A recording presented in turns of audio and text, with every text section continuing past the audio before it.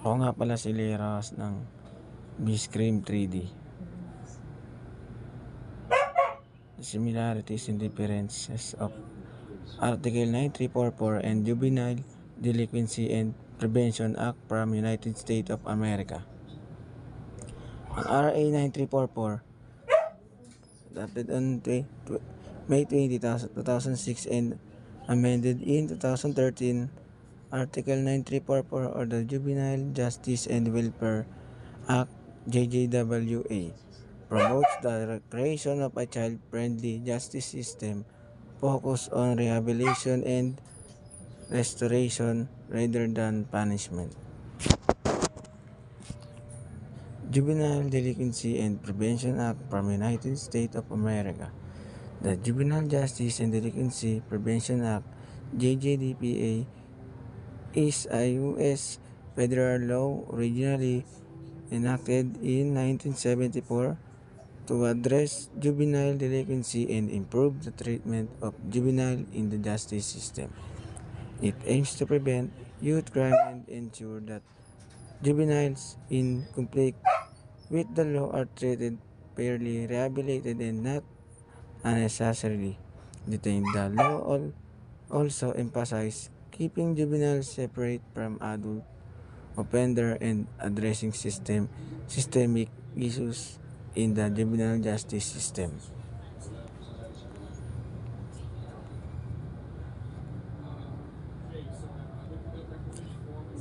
Difference of Article 9344 and JJDPA sets the minimum age of criminal responsibility at 15 years old, does not explicitly set a minimum age of criminal responsibility at generally focused on juvenile offenders who are under 18 years old. Places a strong emphasis on the overall well-being of the child, not just their legal status. It covers a broader range of issues, including child protection, child abuse, and child neglect. Primarily focuses on juvenile delinquency and the justice system response to it.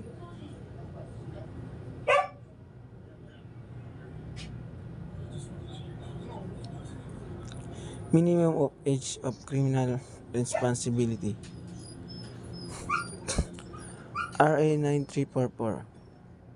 A child is highlighted by the law-friendly legal system, putting healing first and reintegration of juvenile criminals into society as opposed to being punitive action. It encourages instruction initiatives to prevent kids from the official legal system and offers complete child welfare.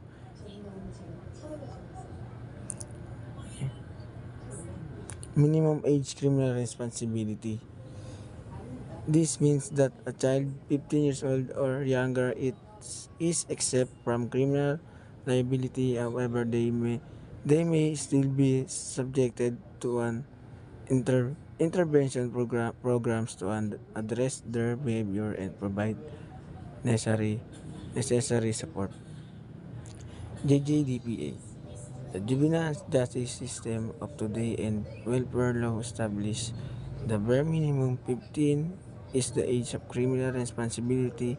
Already had kids at odds with the law responsible for what they do. It offers them rehabilitation application that make use of the framework of justice that is restorative rather than punitive. Diversion and alternatives to detention. RA 9344. The term diversion describes as substitute younger suitable procedure for figuring out the accountability and how to handle a conflicted child with the law according to his or her social, educational, psychological, cultural, or economic background outside of a formal courtroom proceedings. JGDPA, although it It is acknowledged that certain young commit grave crime and might have to be kept in a safe environment. Studies have established that a large number of young people in the juvenile justice mechanism for comparatively small infraction possess a serious mental health condition and wind up in a placement away from home or on probation by default. Cultural and structural context. RA 9344, children shall not be improved in adult facilities. JJDPA, ensure legal counsel and psychological support for juvenile. Similarities of RA 9344 and JJDPA.